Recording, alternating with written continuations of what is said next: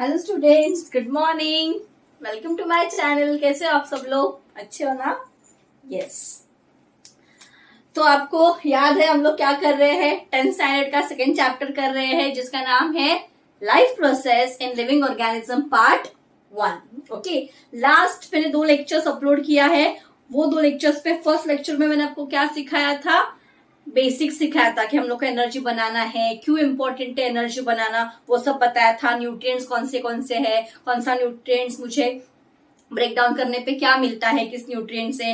And I told you students की ये सब न्यूट्रिएंट्स कहाँ से मुझे मिलता है ब्रेक डाउन करके, कौन से सिस्टम से मिलता है, और जो ऑक्सीजन है वो जो कौन से सिस्टम से मिलता है, और हम लोग को एनर्जी बनाना है ये मैंने बताया था आप लोग को। एनर्जी कैसे बनती है, सेल में बनती है। ओके, एंड सेकेंड लेक्चर में मैंने आपको बताया था respiratory system and types of respiratory system बताया था। Internal respiration and external respiration. Okay, 2 type के रेस्पिरेशन होते हैं, वो भी मैंने आपको क्लियर किया था। उसमें अगर आपको कुछ डाउट्स है स्टूडेंट्स तो प्लीज मुझे बताओ। एंड आज हम लोग का थर्ड लेक्चर है और उसमें हम लोग अभी न्यू टॉपिक सीखने वाले हैं। ओके, तो लेट अस स्टार्ट। आज का हमारा टॉपिक है, हम लोग ने लास्ट टाइम क्या किया था? Types of respiration. कितना टाइप्स था? 2 टाइप्स था, external respiration and internal respiration. अभी आज क्या करने वाले हैं स्टूडेंट्स? हम लोग आज करने वाले हैं methods of respiration. Okay, there are 2 methods of respiration and those 2 methods are, first है एरोबिक रेस्पिरेशन और सेकेंड है anaerobic respiration. So students, 2 methods of respiration are aerobic respiration and anaerobic respiration. Now ये respiration क्या है student? इसमें से जो ये aerobic respiration है, ये respiration होता है in presence of oxygen, और second जो है anaerobic respiration वो होता है absence of oxygen. Now you will say कि ma'am without oxygen we cannot do. Oxygen is so important for life. Oxygen, बाप रे, we cannot live. But student, ऐसे कुछ ऑर्गेनिजम्स है कि जिनको ऑक्सीजन मिला तो लोग मर जाएंगे। हम लोग सोचते हैं कि अगर ऑक्सीजन नहीं मिला तो हम लोग मर जाएंगे, बट कुछ ऑर्गेनिज्म ऐसे है कि उनको ऑक्सीजन नहीं मिला, उनको ऑक्सीजन मिला तो उन लोग मर जाएंगे। तो ऑक्सीजन उनका दुश्मन है, दे डोंट वांट ऑक्सीजन। हाँ, बट उनको भी एनर्जी बनाना है तो उन लोग क्या करेंगे? फिर विदाउट ऑक्सीजन एनर्जी बनाएंगे। ठीक है, तो 2 मेथड्स है रेस्पिरेशन के, एरोबिक एंड एनेरोबिक। एरोबिक मतलब क्या स्टूडेंट? सिंपल में बोल सकती हूँ oxygen is involve, and anaerobic मतलब oxygen is not involve. Aerobic respiration का आपको अगर डेफिनेशन पूछा एग्जाम में तो what you will write? Define aerobic respiration, the respiration in which oxygen is involved is called aerobic respiration. What is anaerobic respiration? The respiration in which oxygen is not involved is called as anaerobic respiration. Okay, तो student जो organism है जिन लोग aerobic respiration करते हैं जिसमें oxygen involve नहीं होता, उस ऑर्गेनिज्म को बोलते हैं एरोब्स। एंड जो ऑर्गेनिज्म ऑक्सीजन नहीं करते उनको हम लोग बोलते हैं ऑक्सीजन नहीं इन्वॉल्व करते, उसको बोलते हैं हम लोग एनेरोब्स। समझा students? There are 2 types of organism, aerobes and anaerobes. Aerobes मतलब जो एरोबिक रेस्पिरेशन करते हैं एंड एनेरोब्स मतलब जो एनेरोबिक रेस्पिरेशन करते हैं। तो हम लोग कौन है? एनेरोब्स, है ना? Obviously we are aerobes because हम लोग को स्टूडेंट्स ऑक्सीजन लगता है। समझा? So we are aerobes. ये दोनों एकदम क्लियर है। Aerobic respiration and anaerobic respiration, ये 2 टाइप का रेस्पिरेशन हम लोग को होता है। हम लोग को नहीं होता, हम लोग में एरोबिक रेस्पिरेशन होता है।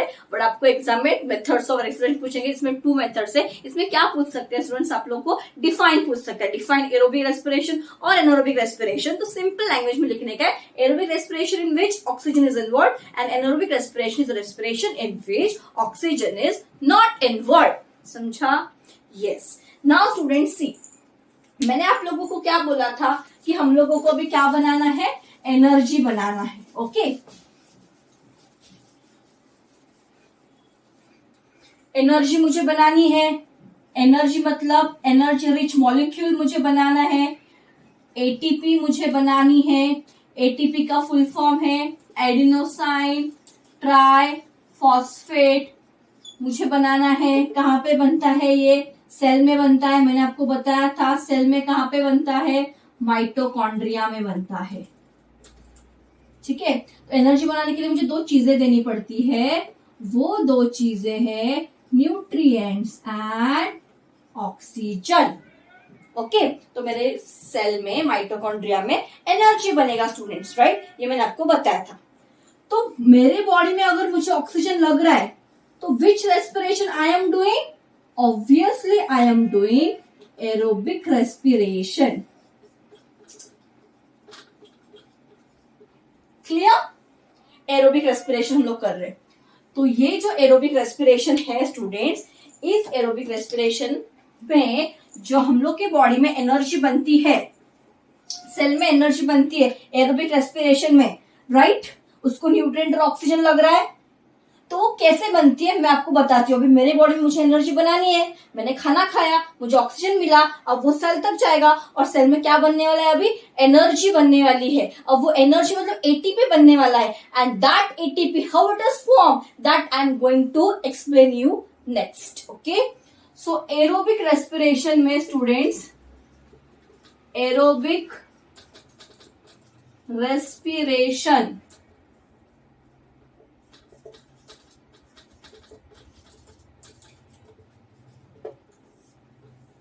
ऑक्सीजन एटीपी बनता है 3 स्टेप्स में। वो फर्स्ट स्टेप्स है ग्लाइकोलिसिस, सेकेंड स्टेप है क्रेब्स साइकिल और थर्ड स्टेप है ETC. Okay, Krebs cycle is also called as EMP pathway. Glycolysis is also called as EMP pathway.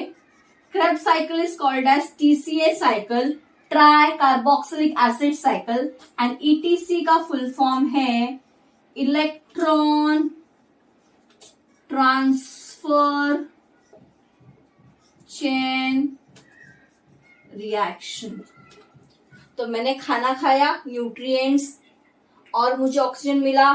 All this nutrient and oxygen is transported up to the cell via blood, that is circulatory system, and फिर उसमें ये 3 steps होते हैं और फिर उस nutrient का finally क्या मुझे मिलता है? ATP।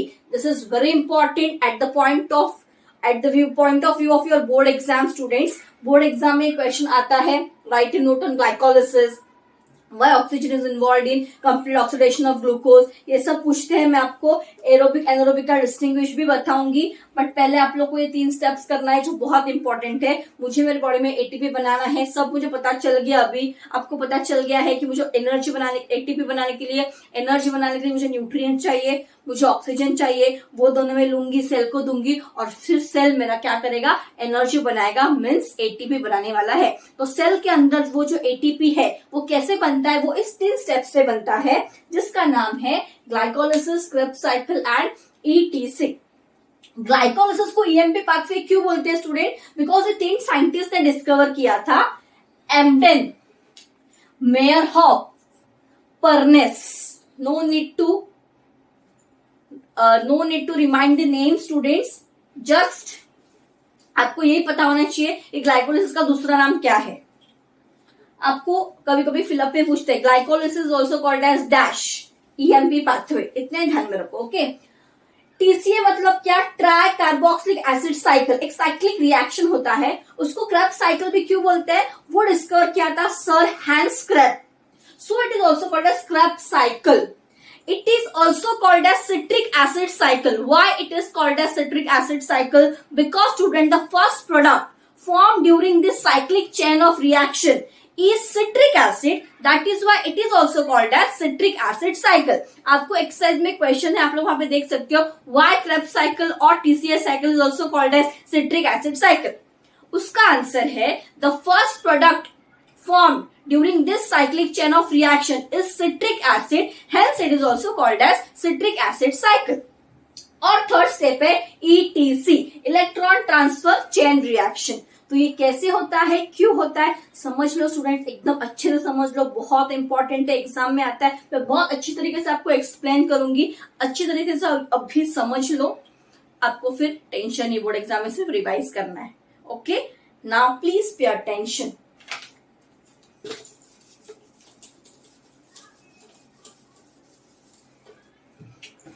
Let us start with glycolysis. Okay.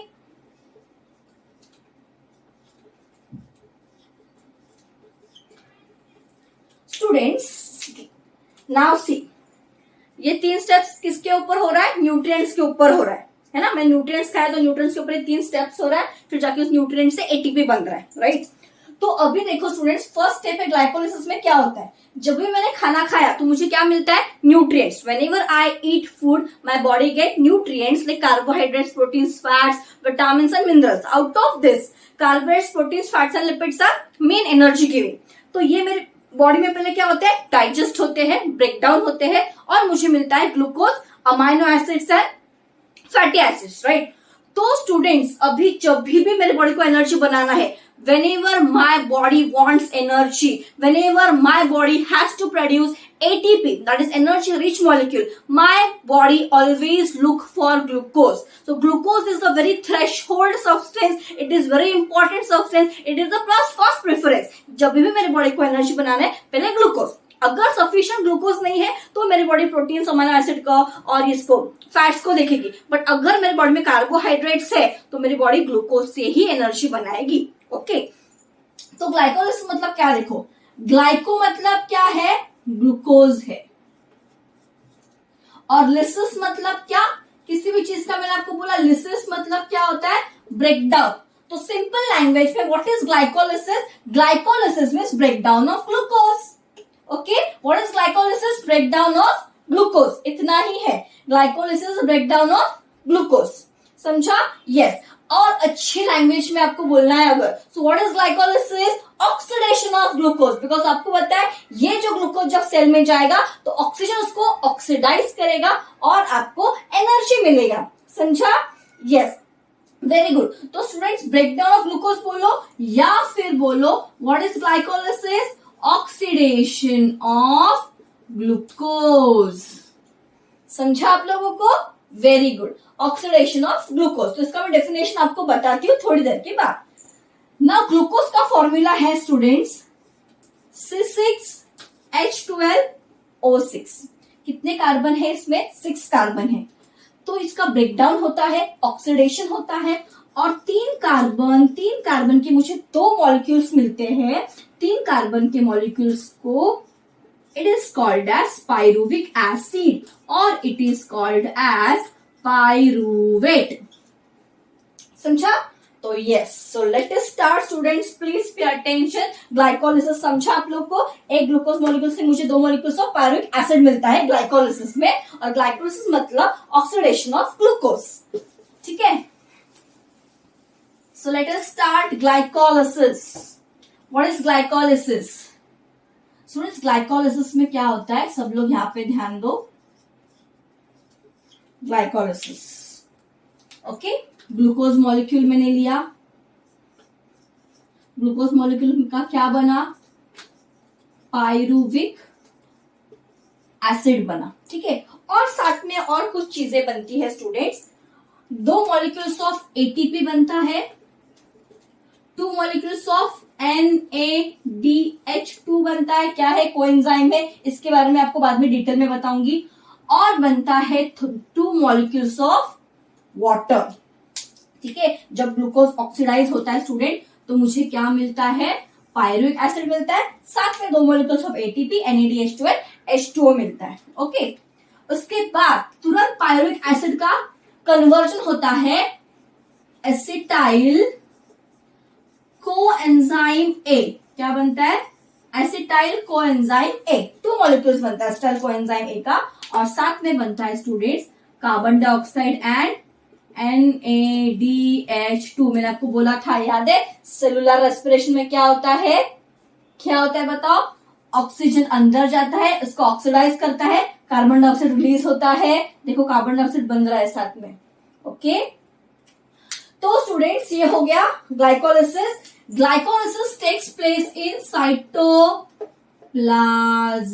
समझा? अभी आप लोगों ने मैम आपने बोला था एटीपी तो माइटोकॉन्ड्रिया में बनता है. तो स्टूडेंट्स ग्लाइकोलिसिस साइटोप्लाज्म में हुआ है, क्रेब्स साइकिल तो ईटीसी माइटोकॉन्ड्रिया में होने वाला है, वहां पे एटीपी बनने वाला है. बट ग्लाइकोलिसिस कहां पे होता है? साइटोप्लाज्म में. इतना ध्यान रखो. बाकी के ये दो माइटोकॉन्ड्रिया में होते हैं. So what is glycolysis? आपको अगर डेफिनेशन भी पूछा, what is glycolysis, define glycolysis, oxidation of glucose where glucose is completely oxidized into two molecules of pyruvic acid, ATP, NADH2 and H2O. Answer लिखने बोला अगर राइट नोट ऑन ग्लाइकोलिसिस तो कैसे लिखना है? Glycolysis is oxidation of glucose. It occurs in cytoplasm. A molecule of glucose is oxidized step by step into two molecules of each pyruvic acid, ATP, NADH2 and H2O. And both the molecules of pyruvic acid converted to acetyl coenzyme A along with CO2 and NADH2. क्या बोला मैंने students? Glycolysis occurs in cytoplasm. A molecule of glucose is completely oxidized into two molecules of each, that is pyruvic acid, ATP, NADH2, H2O. समझा? And then molecules of pyruvic acid is converted to acetyl coenzyme A along with CO2 and NADH2. इतना ही लिखना है और कुछ नहीं लिखना. समझ में आया आप लोगों को? Very good students. Okay, now हम लोग करते हैं क्रेब्स साइकिल. क्रेब्स साइकिल क्या है वो करते हैं अभी.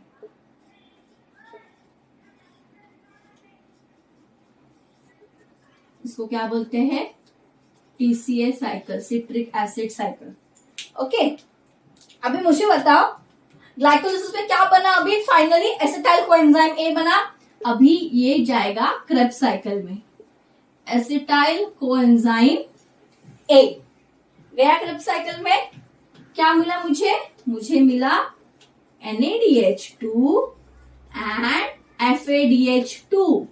NADH2 FADH का फुल फॉर्म इसके बारे में मैं आपको डिटेल में बताऊंगी स्टूडेंट्स. फिलहाल please pay attention here. Sorry, NADH2 FADH2 and I get along with NADH2 FADH2 my body gets or form CO2 and H2O. और ये कहां पे हो रहा है? माइटोकॉन्ड्रिया. समझा स्टूडेंट्स? सो एसिटाइल कोए का क्रेब्स साइकिल में जाता है और क्या बनता है? NADH2 FADH2 CO2 and H2O. Mitochondria में लिखना कैसे? क्रेब्स साइकिल या फिर ट्राई कार्बोक्सिलिक एसिड साइकिल. ठीक है, कैसे लिखना है स्टूडेंट्स? बोथ कितने मॉलिक्यूल्स बने थे? 2 मॉलिक्यूल्स बने थे ना एसिटाइल कोएंजाइम के. Both the molecules of acetyl कोए. सो स्टूडेंट्स कितने मॉलिक्यूल्स बने थे? 2 molecules. Both the molecules of acetyl CoA enters mitochondria. A cyclic chain of reaction called as TCA cycle, tricarboxylic acid cycle, operates on it in mitochondria. Acetyl part of acetyl CoA gets completely oxidized and molecules of NADH2, FADH2, CO2 and H2O are derived. क्या हो रहा है students? यहाँ पे glycolysis में acetyl CoA जो बना था वो माइटोकॉन्ड्रिया में जाता है. उसके ऊपर साइक्लिक चेन ऑफ रिएक्शन होता है जिसको हम लोग TCA साइकिल बोलते हैं. और उसके वजह से एसिटाइल कोए का जो एसिटाइल पार्ट है कंप्लीटली ऑक्सीडाइज हो जाता है. तो क्या बचता है? कोएंजाइम्स. NADH2 FADH2 साथ में CO2 एंड H2O बनता है. Okay, both the molecules of acetyl CoA enters the mitochondria. A cyclic chain of reaction called as tricarboxylic acid cycle operates on it in the mitochondria. The acetyl part of acetyl CoA gets completely oxidized and molecules of NADH2, FADH2, CO2 and H2O are derived. अभी हम लोग का third क्या है? ETC, electron transfer chain reaction. अभी यहाँ पे जो NADH2 FADH2 बना है वो ETC में पार्टिसिपेट करता है. NADH2 and FADH2 participating ETC और मुझे जो चाहिए वो फाइनली मुझे मिल जाता है, दैट इज एनर्जी, ATP। साथ में बनता है carbon dioxide and water. Carbon dioxide is release. कहाँ पे हो रहा है ये? ऑब्वियसली ये हो रहा है माइटोकॉन्ड्रिया में। It is strictly operated in the mitochondria only. Okay. और students, from 1 molecule of NADH2 मुझे 3 मॉलिक्यूल्स ऑफ ATP मिलता है। फ्रॉम 1 मॉलिक्यूल ऑफ FADH2 मुझे 2 मॉलिक्यूल्स ऑफ ATP मिलता है। साथ में CO2 एंड H2O मिलता है। समझा students? So now see what is ETC, electron transfer chain reaction. NADH2 FADH2 participate in ETC, electron transfer chain reaction, and ATP is formed. Beside ATP, CO2 and H2O is also derived. From 1 molecule of NADH2, I get 3 molecules of ATP. From 1 molecule of FADH2, I get 2 molecules of ATP. And beside ATP, CO2 and H2O is formed. It is strictly operated in mitochondria only. समझा? अगर आप लोग text book में देखोगे students, आप लोग को page number 14 पे 2.2 फिगर 2.2 वहां पे एक डायग्राम दिया है। वो भी डायग्राम कभी भी पूछते हैं, identify the diagram and explain. तो वो डायग्राम है माइटोकॉन्ड्रिया। तो इसका डायग्राम है स्टूडेंट्स माइटोकॉन्ड्रिया, और उसमें जो प्रोसेस दिखाया है वो है TCA साइकिल। तो कभी भी आपको एग्जाम में अगर वो डायग्राम आया आइडेंटिफाई करने के लिए, तो right diagram is mitochondria and the process shown is TCA cycle. Book में देखो वहां पे आपको दिख रहा होगा TCA cycle, pyruvic acid, fatty acids आता है, एसिटाइल कोए बन रहा है, NADH2 FADH2 CO2 दिख रहा है। यस, तो माइटोकॉन्ड्रिया का डायग्राम है। और फ्रेंड्स वो प्रोसेस कौन सा दिखाया है? TCA cycle, try carboxylic acid cycle.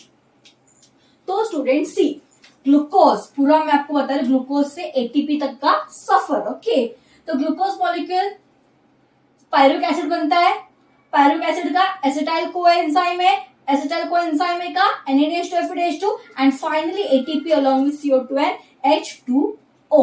Okay, तो स्टूडेंट्स ये जो इतना है ग्लाइकोलिसिस, राइट। फिर यहां से यहां है क्रेब्स या फिर TCA cycle and it is ETC, electron transfer chain reaction. समझ में आया स्टूडेंट्स?